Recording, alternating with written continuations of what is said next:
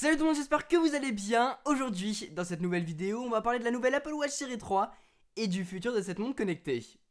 Allez, c'est parti.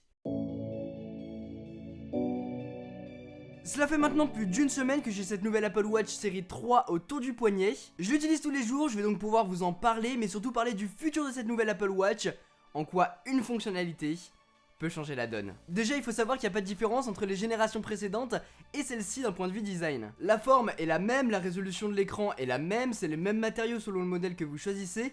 Elle est légèrement plus épaisse par rapport à la série 2, mais franchement ça se ressent à peine. Vous allez donc être en mesure de garder vos bracelets, et ça c'est cool. La seule différence va se faire avec le nouveau coloris, le céramique gris qui fait son apparition, qui est plutôt joli je dois dire, mais qui est cher. Mais sinon c'est l'apparition d'une touche de rouge sur la couronne que je n'ai pas sur la mienne. Bah oui, j'ai pas aimé, du coup j'ai mis un petit coup de peinture. En vrai, la couleur rouge indique surtout la présence du cellulaire.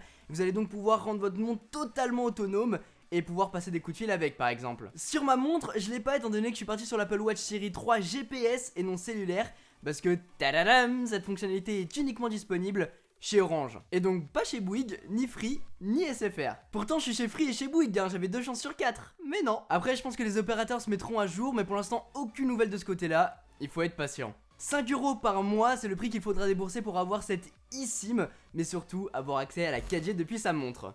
Au final, avec cette fonctionnalité en plus, Apple est pas en train de remplacer l'iPhone. Soyons clairs, ça se fera pas tout de suite, il faut se projeter un peu, mais on tend vers ce futur. Votre montre est désormais indépendante, vous avez accès à la 4G, à la data, et donc plus besoin d'avoir son iPhone à proximité. Vous pouvez écouter Apple Music avec vos AirPods. Vous êtes perdu, vous pouvez utiliser le GPS. Vous pouvez envoyer des messages, passer des appels, aller sur Twitter, Instagram, lire des articles. Sans parler du fait que vous allez pouvoir totalement l'immerger dans l'eau pour faire n'importe quel sport avec. En bref, cette montre vous l'avez tout le temps sur vous et vous allez pouvoir l'utiliser comme un smartphone. D'ailleurs, comme le montre très bien Luc Wrobleski, le directeur produit chez Google, l'Apple Watch Série 3 est plus performante que l'iPhone original sorti en 2007. Il a les mêmes specs en mieux avec des options en plus dans un form factor comme vous pouvez le voir sur l'image qui est bien plus petit. C'est vraiment dingue.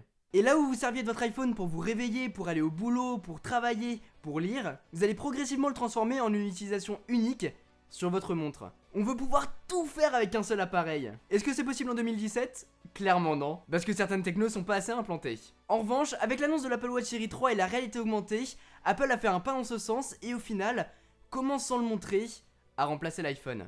Pour l'instant sur notre Apple Watch, on n'a pas accès à une utilisation poussée des applications, seulement à une visualisation. Mais le but d'Apple est de simplifier l'utilisation qu'on a des produits. Et c'est pour ça que dans les années qui viennent, on va remplacer les interfaces physiques par des interfaces virtuelles et vocales. L'interface de l'Apple Watch, qui était pas tellement utilisable de par sa praticité et son petit écran, va pouvoir être contrôlée par la voix via ses écouteurs par exemple. Et avec l'arrivée en masse sur le marché des Google Home, Amazon Alexa et Siri avec le HomePod, j'y crois. Il faut que ça soit amélioré bien sûr, mais c'est possible. Sans compter sur la réalité augmentée aussi qu'Apple est en train de démocratiser. Qui nous dit que demain, Apple proposera pourquoi pas une paire de lunettes intégrant la réalité augmentée, permettant de visualiser et d'interagir avec du contenu contrôlable vocalement. Peut-être que demain, on enlèvera son PC et son smartphone de son setup pour se concentrer sur un iPad, sur une montre connectée et sur une paire de lunettes. Soyons plus réalistes et parlons de l'iPad et de la montre connectée. A l'heure actuelle, même pour moi c'est pas envisageable. Il me faut une machine capable de pouvoir faire tourner des After Effects, Premiere Pro, Photoshop, Illustrator.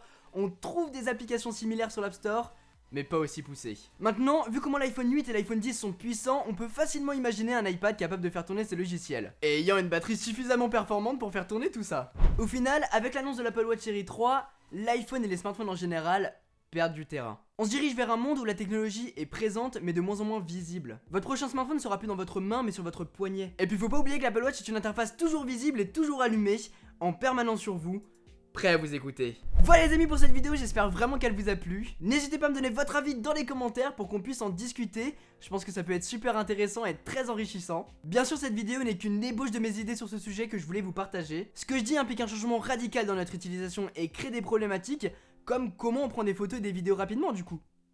Et oui, avec ce genre de lunettes, la question se pose moins, mais c'est quand même beaucoup moins pratique. À voir sous quel angle maintenant. Je vous laisse me donner votre avis dans les commentaires. Sur ce, c'était Quentin, passez tous une très bonne journée. Tchou.